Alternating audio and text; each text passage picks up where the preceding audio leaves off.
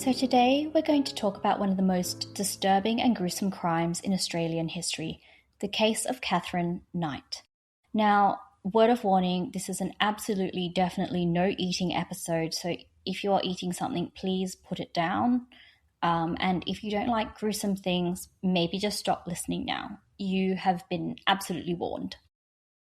So Katherine Knight was the first Australian woman to be sentenced to life in prison without parole. What was her crime? The brutal murder and attempted cannibalism of her partner, John Price. This is the story of the Australian cannibal, so we're going to break it down in 5 minutes. Katherine Knight was born in 1955 in Tenterfield, New South Wales. Her upbringing was deeply chaotic. Her mother, Barbara, had left her abusive husband to have an affair with his friend, Ken Knight, Katherine's father, who also happened to be violent. At home, Katherine witnessed frequent domestic abuse and later claimed to have been sexually assaulted by family members until her early teens, although this was never confirmed. Now, despite this, she was known to be polite and shy at school, though she had sudden and violent outbursts. She dropped out at 15, barely literate, and got a job at a local abattoir. It was her dream job, apparently. She quickly rose through the ranks and was promoted to boning, where she was gifted her own set of butcher knives. And to any interior decorator's dismay, she kept these knives above her bed. Katherine had a long history of volatile and abusive relationships. Her first marriage was to a man named David Kellett in 1974. She was violently possessive, once slitting his dog's throat in front of him as a warning, and another time burning all his clothes. She also tried to kill him with a frying pan while he slept. And despite this, they had a daughter together.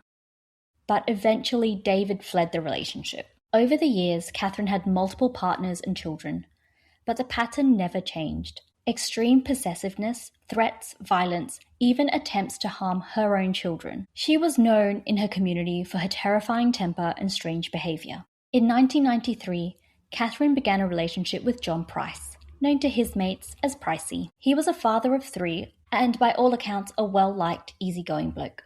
He knew about Katherine's violent past, but he thought he could handle it. Now, things started off okay, but by 1999, they were constantly fighting. Katherine wanted to get married, Price didn't. She responded by filming items he'd allegedly stolen from work and sending the footage to his boss. He lost that job. Despite everything, they reconciled. But Price confided in his friends and family that Katherine was dangerous. He told them, "If I'm not at work tomorrow, it's because she's killed me." He was right. On the 29th of February in the year 2000, Katherine Knight stabbed John Price 37 times. She had bought new black lingerie that day, filmed herself making strange, cryptic comments about what she was going to do, and then went to Price's house.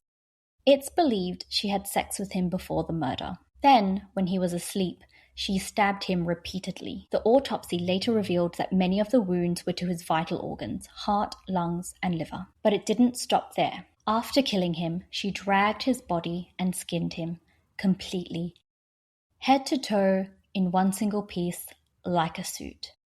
Then she decapitated him, cooked parts of his body and laid the meat out alongside vegetables to serve with printed name cards for his children.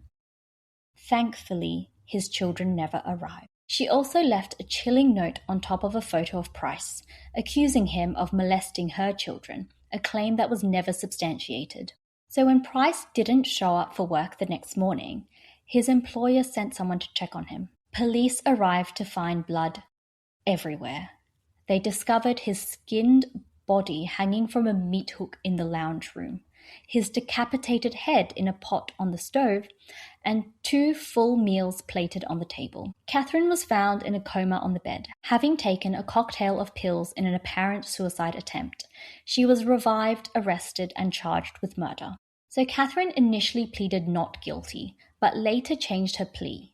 The evidence was so overwhelming and horrific that the judge ordered her case file to be sealed forever to protect the public. She became the first woman in Australian history to be sentenced to life imprisonment without the possibility of parole. She was imprisoned at Silverwater Women's Correctional Centre in Sydney, where she remains to this day. Now, obviously, cannibalism wasn't proved in this case. However, the fact that she plated up the food earned her the nickname of the Australian Cannibal.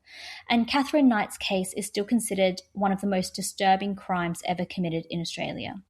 To this day, people are shocked not only by the brutality, but how many red flags there were along the way. It truly raises ongoing questions about how we handle domestic violence and mental health in Australia. Katherine Knight didn't just kill, she desecrated, and her story is a haunting reminder of what happens when warning signs are ignored.